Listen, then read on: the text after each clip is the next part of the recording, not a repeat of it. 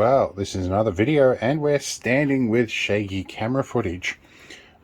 We just recently received this. It's a nice little drill press. It's an Aldi special with all sorts of little weird anomalies that go on all over the place. Chief among them though is the fact that this doesn't work even though it's plugged in and turned on, but it does this. That really doesn't sound good to me. And I would like this bit to work so I can adjust the speed. I could take this down and return it, but I want to have a look inside first. And there's this nice handy dandy little inspection cover. I think I'm going to have a poke around inside first. Well, I opened the top inspection hatch and there are brushes in there, so it's not brushless for sure. So that is interesting. We're going to see if we can get further in and see if we can find the back of this. By the way, I have unplugged it. Excuse the anchor there that's holding the plug on the floor. Alright, let's keep going. Alright, so this was fairly easy to access without any tampering, only a small handful of self-tappers. There's a fair bit going on in here. We have a rotational sensor up here. We've got a little laser pointer here, or a couple of laser dotty things here, and a whole bunch of plugs and whatnot. So this looks like it's the mains transformer to power that board. That is likely what our problem is, and it goes to a plug here. So yeah, I'm going to do a bit of probing and a bit of testing and we'll see what happens. Alright, we're looking at the gearbox here, and the scraping is definitely coming from somewhere about here. That gearbox either hasn't been lubricated or there's plastic rubbing, plastic swarf. It looks like it's poor molding. It's rubbing up against that little blade there. If that's the case, I don't think returning this is going to help. Looking in here, this looks like a little mains transformer. This looks like the power supply board. It's nicely separated from the rest of that, which will be good. It makes it easy to fix. But I need to determine if there's volts coming out of that. So we might stick a couple of probes in that, unplug it with a set of death leads connected, and step back and hope we don't trip the RCD. Okay, we have our multimeter hooked up off that transformer. Being that there's no rectification or capacitors on that side, we're going to assume AC. Set to our 200 volts AC range, and we're looking at 10.2 volts coming out of that little transformer. So we've got volts going into the board. That's a nice start. Okay, I'm going to try some dodgy stuff here.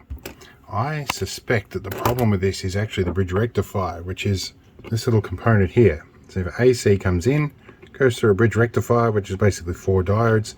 That should come out half-wave DC on this side and through a couple of smoothing capacitors and whatever this guy is, probably a little resistor. And then there is a little linear regulator here. So we want to find out if there's voltage coming out of this side. And the way we're going to do that is we're going to feed DC into a bridge rectifier. That generally won't hurt things. It'll correct the polarity to what it should be. I'm going to feed it about 10 volts DC and just see if we've got anything available that side. Doing it this way avoids having the dangerous AC voltage through all of this stuff.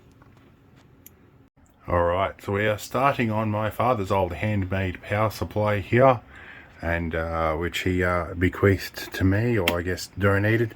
We are feeding it down to this panel here. We have 9.44 volts. And it is feeding through here now. Let's get our multimeter probes, which I'll have to do off camera, see what it feeds in. And of course, I forgot that I have myself a little tripod stand. Let's go voltage in. Let's pick off these 2 tracks, covering up the multimeter with one hand so I can't see it. See, can I pick up off this track? This is going to be fun. My dexterity is not great today. Okay, so we've got 8 volts coming out, which would be respective of voltage drop. Okay, so that's a nice start. We know the rectifier is probably not shot. Alright, there are some handy dandy test points in behind the red probe here. One says ground, one says VCC. So we are going to try and test at those test points. See if we have volts. Okay, so we've got 3.3 volts happening there, which is good. That's a good sign. Is this thing actually working behind it? Well, no, we've got nothing yet. nothing at the moment. So we have 3.3 volts running through it, which would be a standard voltage I'd expect to see in a controller. So maybe something else is wrong with this. Okay, so the point we're at now, we've determined we have 10 volts in. It's going through the bridge rectifier. It's being smoothed by these capacitors.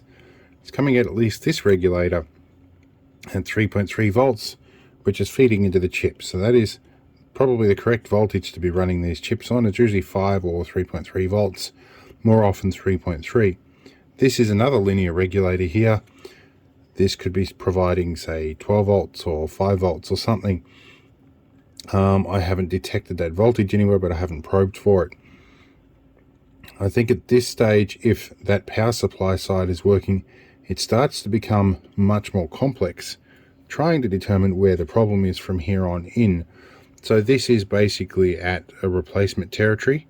I'm going to go and try and find my receipt and see if I can get a warranty replacement on this. Because yeah, this is probably not going to be a simple fix. Okay, so by sheer miracle, I found the receipt for it. I'm not going to show you the front of it. It's got some sensitive info, but I have a receipt.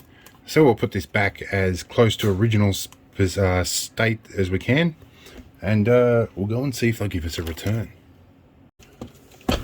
Okay, went to Aldi. Luckily, they had another one on the shelf.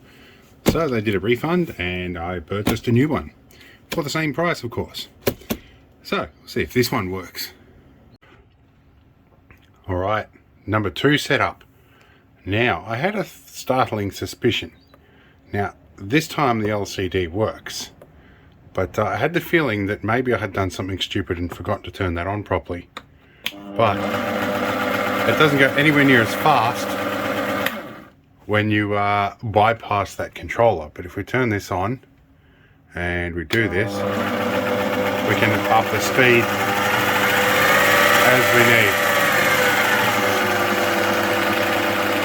Turn that off, it'll stay at that speed. Alright, so this one actually works. Still got the same scraping problem inside, but we will probably fix that up a little bit later on. That should be a surprisingly easy thing to fix. And I'm tired and yawning. Anyway, the scraping bit should be easy to fix. This one runs. Now, the other thing I notice is this, the hole on this shaft is in the correct position. So that is going to operate the way I like to operate things. The little scale on the top here doesn't lift up so badly, but for most of it, it seems to be actually, there's a few things that are done just a little bit better than the other one. So I think I'm overall pretty happy with this. Now, it should do the basic little jobs. This little setup here, if you wind this down, it actually winds these things down like a claw. And the idea with that is when you try and push this up anywhere other than vertically, it jams in place. So if you straighten it up, it'll drop straight down. That's an interesting little solution. It's what I would usually call a fault, but they've turned that somehow into an advantage. It's going to be a little bit to move around, but I may take one of the foot plates off my other pedestal drills because I think this shaft is the same diameter, and swap that over for one of these. But anyway, this should do the job nicely. So I do a lot of light duty stuff. This, I'm not sure if this is a Morse tape, but this has got a thread on it and a big nut in here that actually loosens off with fingers. Or maybe that's what's scraping. Let's try this. That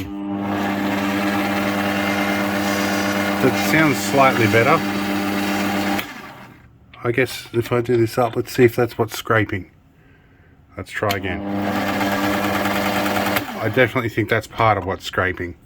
So we'll figure that out at a later date. But for now, this works. Doing well. Alright, so I'm just going over some of the accessory pack here. Something I haven't seen before is a chuck key with a spring-loaded pin in it. I assume that is to prevent you from leaving the chuck key in the chuck. So that you don't end up with a chuck key of death, which is when you turn it on and it spins around and flies off the chuck and puts holes in things, including skulls. It's a pretty dangerous thing to do. Never done it myself, but I have a habit of drilling a hole in these and putting a chain on them, so that that suits that out, because this makes it very difficult to use. Let's actually try and put this in here. Okay, this one is not too bad to use with that spring pin in the middle. So look, I might try and use that, and again, excuse the mess in the background here. I'll try and use that, and if it pisses me off, I will cut that off, but you know, we'll try and do it the safe way. I'm probably going to leave the guard off this, because in actual fact I find I get stuff trapped behind the guard more often than I do like this. I've been working like this for years, and you just have some general common sense and respect for the thing, and you make sure to keep your hands and feet out of the way. Yes, it is running a risk, but you know, if you've got your foot in a drill press, you've probably got some bigger problems. Alright, so just to keep everybody happy, I put the guard on, although I haven't put the screws in it yet. But this is actually of a style that actually is going to really interfere with me trying to do the chuck up. It's the problem with a safety device, guys, is if you're going to put a safety device on, make sure it doesn't interfere with the normal operation. Otherwise people are going to rip it off, and then it makes stuff unsafe. I've seen it happen in countless workplaces. Poorly implemented safety measures end up causing people to do more risky things than they would do if they weren't there.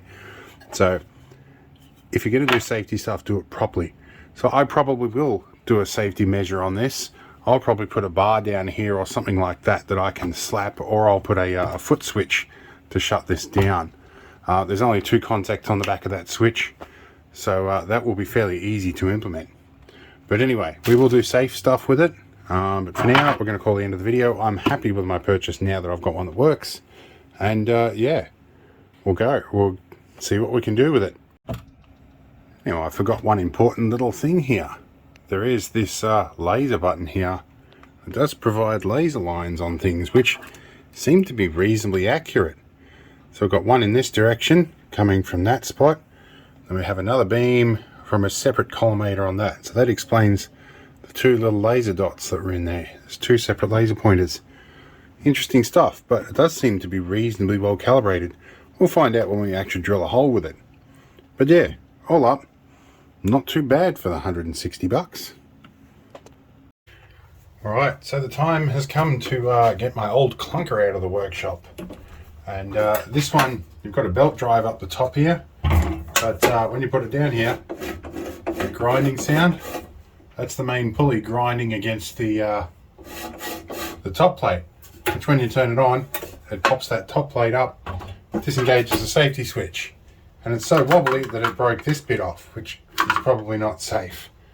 And the spindle rattles around everywhere. It's got a quality chuck in here now that we put in, but you know, I'm gonna replace stuff. But anyway, we need to get this out, and I have this screwed down to the bench. So we're going to do it the hard way. Rather than get my cordless drill, I'm going to wind these out little bit by little bit. So we'll be here for a while. Now, as you can probably tell, I haven't spent a great deal of time out here in, well, quite some time.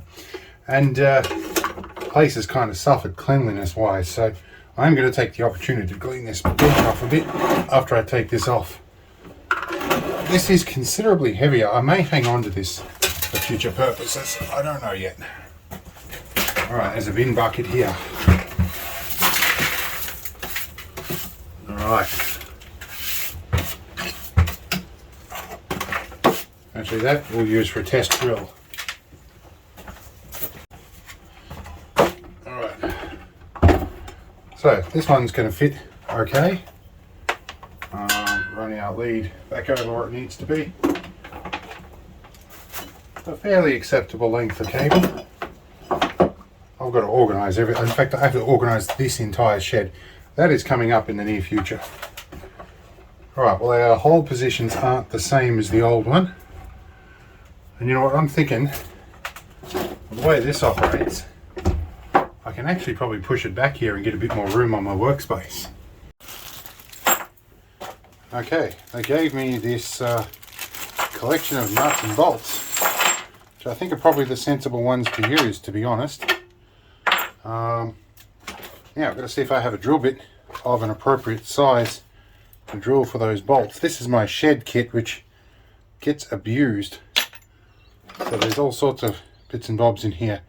That will probably do, and we'll probably pre-drill with that one. I need to buy a new set of shed drill bits. So, here goes nothing.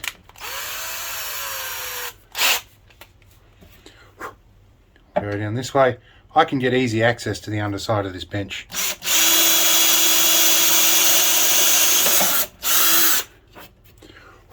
One thing I have learnt is A, pre-drilling is a good idea, and B, do one hole first and test. Yeah, we will have to move.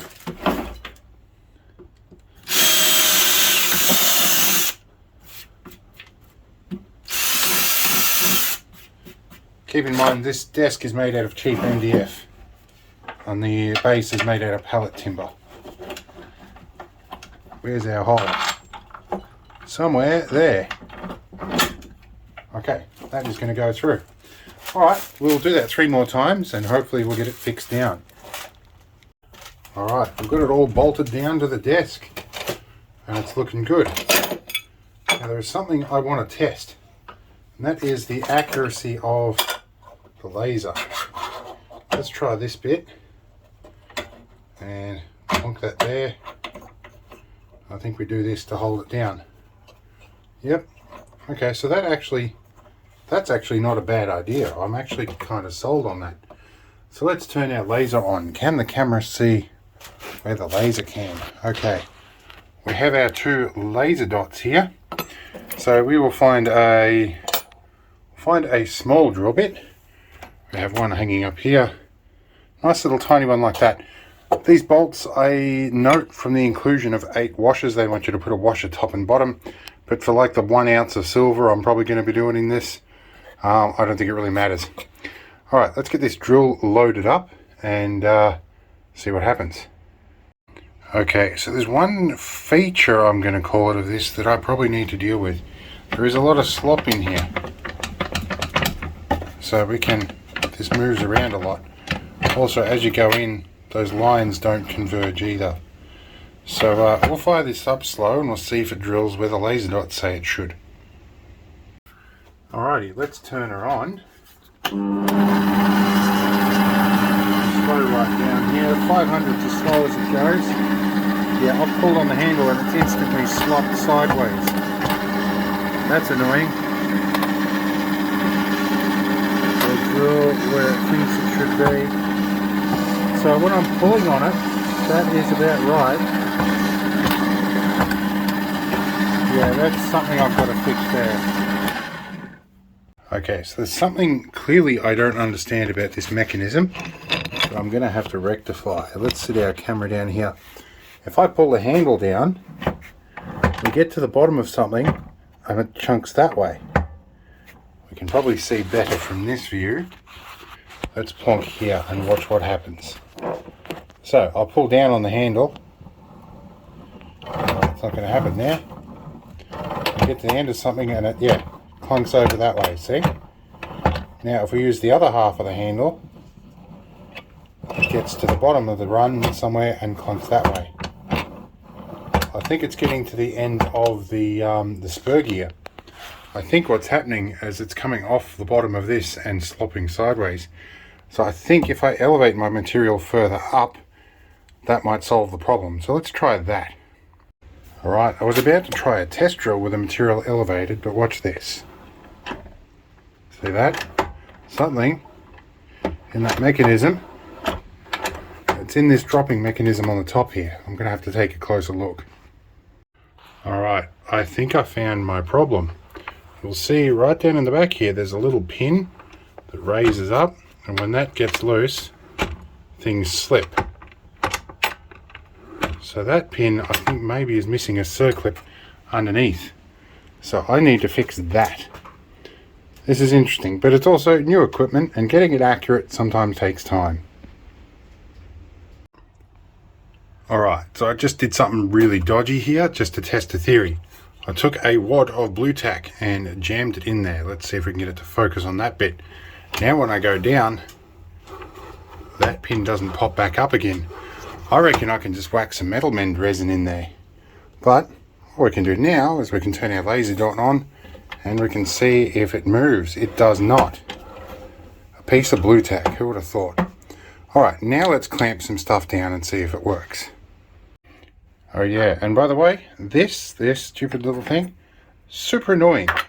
When I want to do a chuck key, sometimes I need to do this, let go, and then take another grip. Let's try that with this one. Do that, and it pops out. So I'm going to use the old one that I've got here, because it is actually much easier. This will get thrown through a window, but I'm going to hacksaw that piece off. It may be good for safety, but all I do is I choose one with a shorter nub here, and that means that the slightest bump, you just got to touch it ever so slightly and it'll fall out.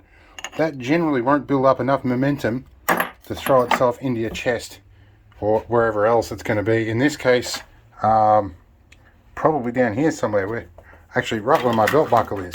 My belt buckle is fairly solid. So let's see if it drills where it says. Alright, this is going to be a little bit chunky because I'm on Zoom and I'm handheld. Let's go 500 RPM. Let's see. Drill a little hole here. And off. Okay, so we can have a look here that our hole is slightly off from, I think let's use a pointer on this. Our hole is there. Our position is just there. That will give me a fair idea. It's good enough for some things, but I know not to trust it for jewelry. But I do notice when I pull on the handle here, there's a bit of slop. So I need to know that I should put some tension on this first before relying on where those intersections are. But that's going to be pretty accurate once there's a bit of tension on it. Alright, I think we've got to the bottom of most of these issues. Alright, let's see how it goes at a higher speed with a bigger drill. Alright, we're going to give this a bit better go now with a bigger drill bit. And this is more like what it was designed for, I think. And this is pine. So let's go on. Let's speed her up.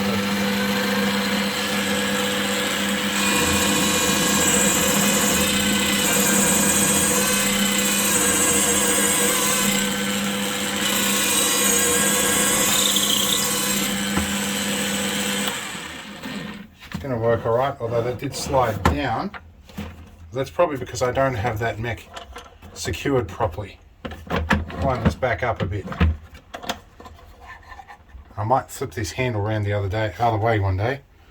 So let's pop that up. Move this along a little bit. What's going on there? There's had a bit of sticky stuff on it. That would be why it didn't want to move. Alright. Plonk you up here. Let's actually try something really practical here. Let's try and make a mark. We want to drill there. Okay. Or, we'll do something silly like, where's a hammer? Go, hey, we want to drill a hole somewhere about there, for instance. There's my hole in that bit. Let's put these bits right on that. Plonk you down.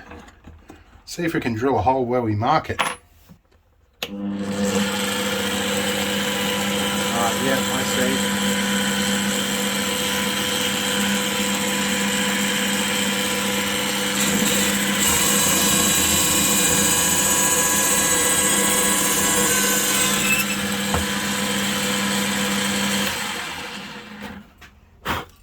Alright, that's more or less where I put it. I had to shift it a bit once I put some tension on the handle, but it's better than it was. This could work. And really good. Alright, let's go back to the desk.